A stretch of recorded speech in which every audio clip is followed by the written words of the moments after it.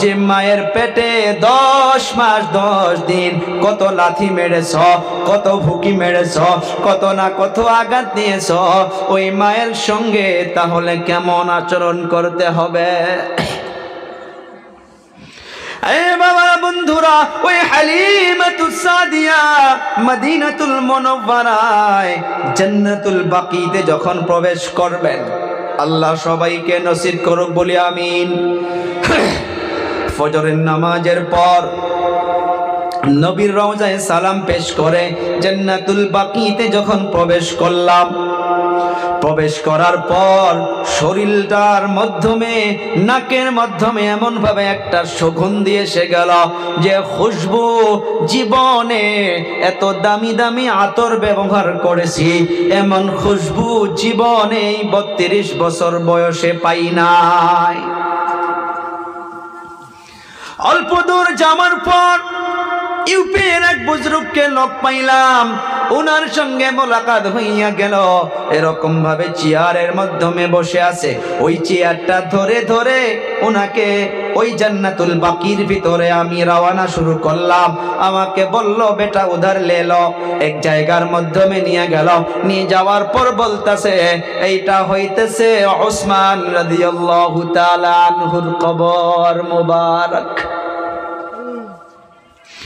এই বাবা বন্ধুরা, আমি বলতেছিলাম হালিমাতুস সাদিয়ার কথা। উসমান রাদিয়াল্লাহু তাআলা আনহুর কবর মুবারক দেখার পর আমাকে বলল, বেটা উধার লেলো।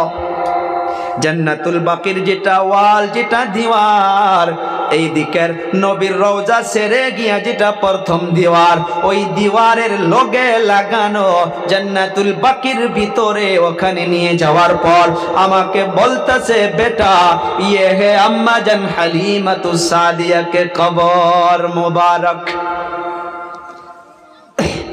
ও বাবা বন্ধুরা, দুনিয়ার মাধ্যমে ওই নবী বলে গেল যে দেখো দেখো দেখো, আল্লাহ তাআলা কোরআনের মাধ্যমে ইরশাদ করেছেন, ওয়া কাদা রাব্বুকা আল্লা তা'বুদু ইল্লা ইয়াহু ওয়া বিল ওয়ালিদাইনি ইহসানা। তোমার রবের তরফ থেকে এইটা চূড়ান্ত ফয়সালা হইয়া গিয়েছে যে ইবাদত হবে তো একমাত্র আল্লাহর। আর তারপর আল্লাহ তাআলা বললেন যে তোমরা তোমার মা বাবার সঙ্গে ভালো আচরণ করো, মা বাবার খেদমত করো, মা বাবাকে ইহসান করো। এখানে আগে আল্লাহ তাআলা বলতেছে, যুবকদের কাছে মনোযোগ চাইব। দয়াবান আল্লাহ তাআলা বলেন, ইম্মা ইয়াবলুগান্না ইনদাকাল কিবারা আহাদুহুমা আও কিলাহুমা ফালা তাকুল লাহুমা উফ।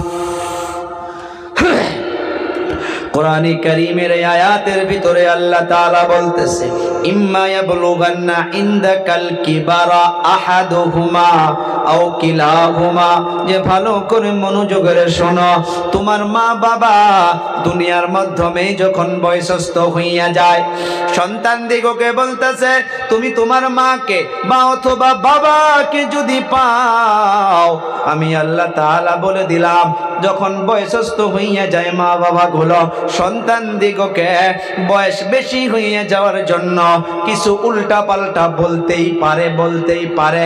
ও সন্তানের দল, আমি আল্লাহ তাআলা তোমাদিগকে জানাইয়া দিলাম, উফ, তোমরা উহ শব্দটা বলে মা বাবাকে বলো না।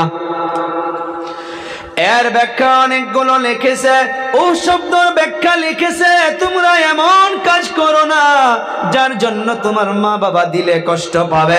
তোমরা এমন ভাবে মা বাবার সঙ্গে আচরণ করো না যে আচরণের জন্য তোমার মা বাবা কষ্ট পাবে, দুঃখ পাবে। দয়াবান আল্লাহ তাআলা বলতেছে, ওয়ালা তানহারহুমা, তোমরা ওই মা বাবাকে এমন ভাবে তোমরা এরকম ব্যবহার করিও না। আমাদের ভাষায় বলা হয় হ হ দেখেছি, যাও দেখেছি। মা বাবাকে এমন ভাবে আচরণ করা যাবে না।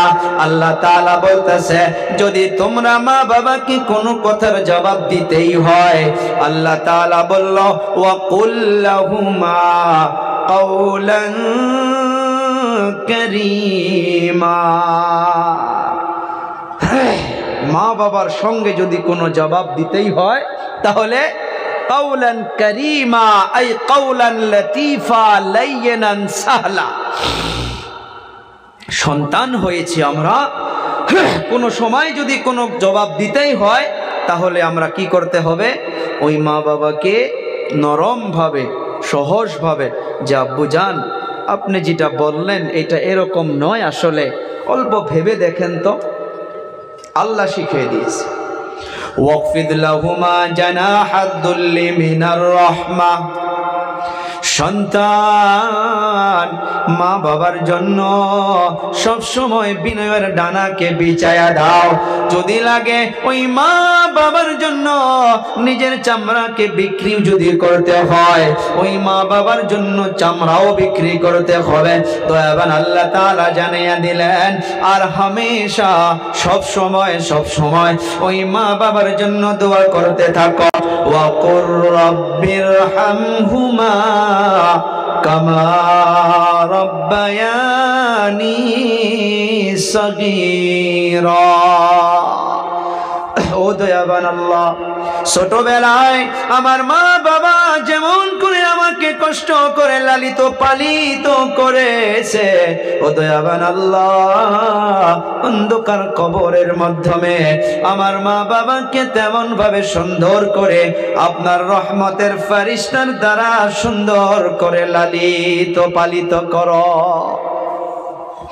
এই বাবারা বন্ধুরা, এই দুনিয়ার জমিনে একজন সাহাবী আমার আপনার নবীকে বলল, ও হুজুর, আমি আমার মায়ের হককে আদায় করেছি।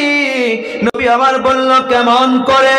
বলে, ও হুজুর, আমার বয়সস্থ আম্মা জানকে আমি একটা ফাঁসির মাধ্যমে, একটা ডালির মাধ্যমে বসায়া নিয়া, মাথার মাধ্যমে তুলে নিয়া আমি আল্লাহর ঘর কাবাতুল্লাহকে 7 পাক তাওয়াফ করেছি। আল্লাহর নবী সাল্লাল্লাহু আলাইহি সাল্লাতু ওয়াস সালাম বলল, এ সাহাবী,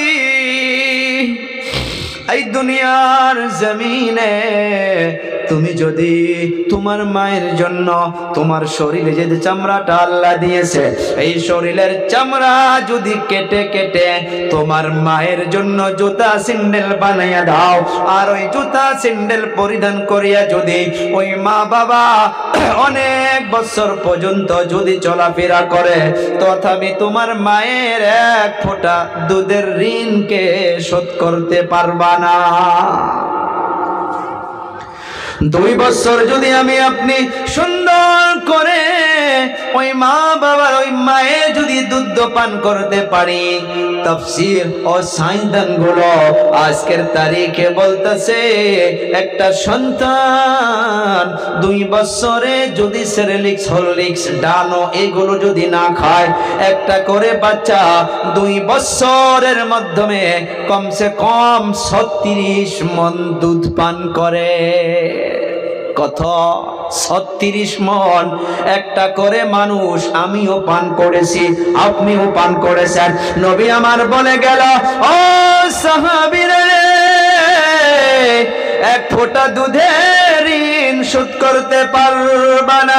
যদি তোমার চামড়া কেটে কেটে ওই মায়ের জুতাও বানাইয়া দাও, তথাপি 1 ফোঁটা দুধের ঋণ কখনো তোমরা শোধ করতে পারবা না।